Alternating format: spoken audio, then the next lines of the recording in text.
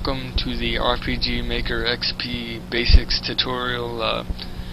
Basically today, or in this little session here, we're gonna basically cover the basics of RPG Maker XP.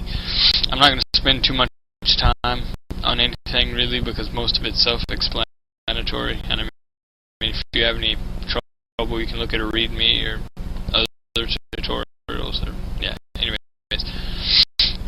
Okay, so basically, to make a new project, there's no project open. You go to the little piece of paper here, new project, or you can just click it, folder name, game title, location, blah blah.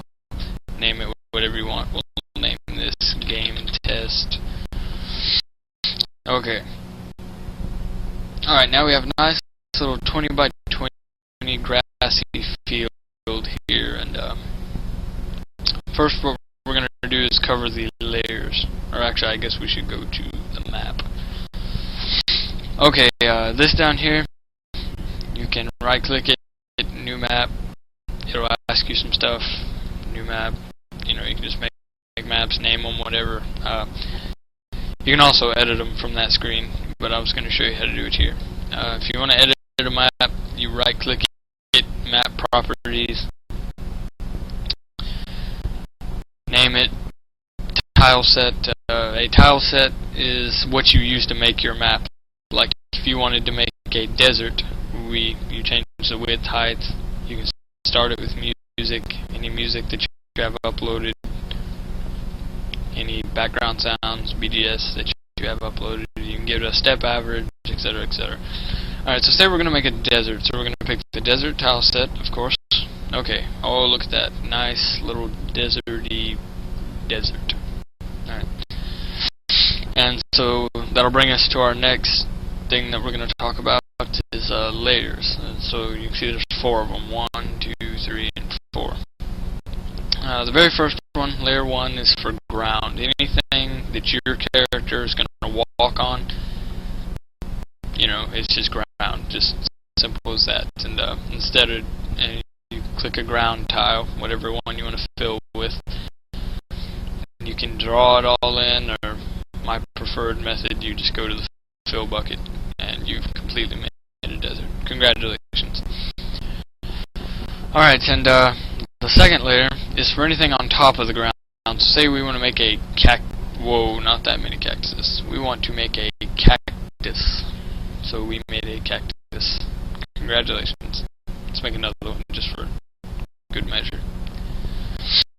Alright, and so that's basically all that is. And the third layer is for anything on top of something. You know, like instead of just having our map a bunch of cactuses dotted around like this, say you want some, or here's a better example. Undo all that. Control Z to undo stuff. And so we have a palm tree, and so instead of just having a bunch of separate palm trees, see, we can't put them on top of stuff because it makes them disappear. So we're going to undo that, and we're going to go to the third layer and make more trees. So you see it's a nice overshadow, and it gives your map detail and texture and stuff like that. So that's all. That's the first 3 layers. That's terrain and stuff like that.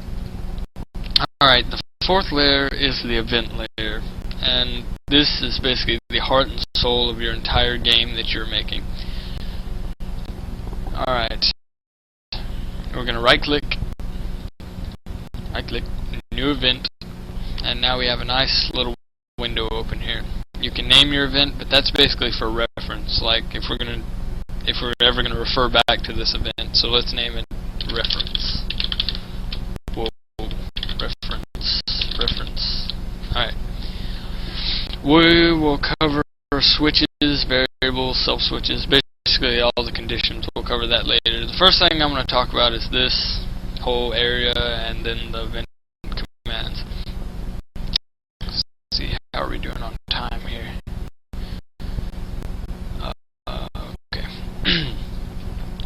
Let's see, first the graphic. If your event, which can be an PC, a treasure chest, anything, the graphic, it'll have a graphic. Alright, so let's say we're gonna make a fighter 2, and you can pick which way the graphic will be facing, you know. Let's just do that. Apply and OK.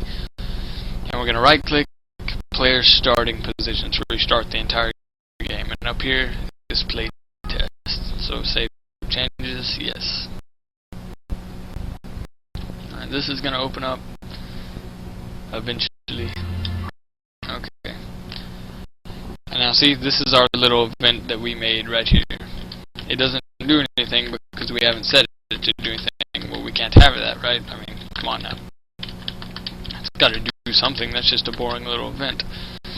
So we're going to close this, and we're going to right-click the event we made, the little guy, and I'm going to make him say something.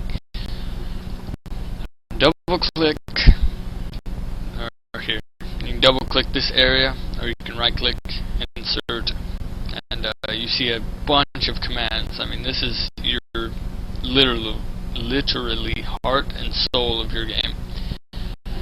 Alright, so let's make him say something. So you're going to go to show text, click it, let's make him say, hey there. Okay. And down here you can see this, the trigger, and that means the trigger to make this event start. Okay, and the action button, which in this case is enter. So this means when the hero or your person or whoever you're controlling walks up to this event and presses the action button, the text hey there will come up. Simple, right? Okay, time. What are we doing on time here? Alright, we're about halfway done with this. Anyways, these options down here, you're not really going to need these. We'll cover those later if we need them, or I'll answer you on YouTube or whatever. Anyways, these triggers. Action button, player touch, that's when if you bump into, if your hero bumps into this event at all, then it will activate and say, hey there, well we don't want that, we want to talk to them and they'll talk to us. Event touch is just if you have an event moving around and it touches it, it works. So it's just, I don't know. Auto run, that basically freezes up your game and nothing else can happen at the same. It's weird. I don't ever use that. The one I use the most is parallel process, which means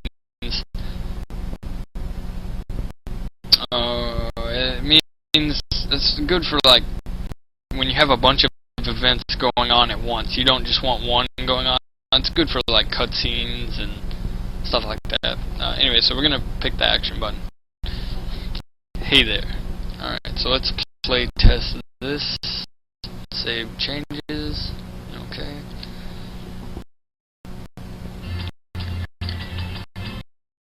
New game. Let's go up to him and enter. Hey there. Oh, look at that. He talks. He lives. We've created life.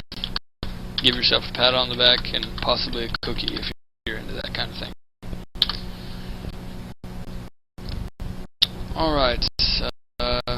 In the next tutorial, we're going to cover the entire first page of events, and I'll tell you what they do, how you use them, etc., etc. Okay, and that's it for this one. Just the basics of RPG Maker. Hope you enjoyed it or learned something.